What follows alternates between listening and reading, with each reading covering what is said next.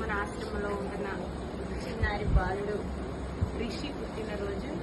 మరి రిషికి భగవంతుడు మంచి ఆయుర ఆరోగ్యాలు అష్టైశ్వర్యాలు ప్రసాదించాలని, ఉన్నత విద్య బుద్ధులతో మరి రిషి ఎంతో విజయాల్ని సాధించాలని, అలాగే మన ఆశ్రమంలో నేను ఉంటున్నందుకు ఇక్కడున్న చిన్నారులందరికీ కూడా మీ అందరి బ్లెస్సింగ్స్ కావాలని మీ అందరినీ మనస్ఫూర్తిగా కోరుకుంటూ మీ మాధవి కానూరి.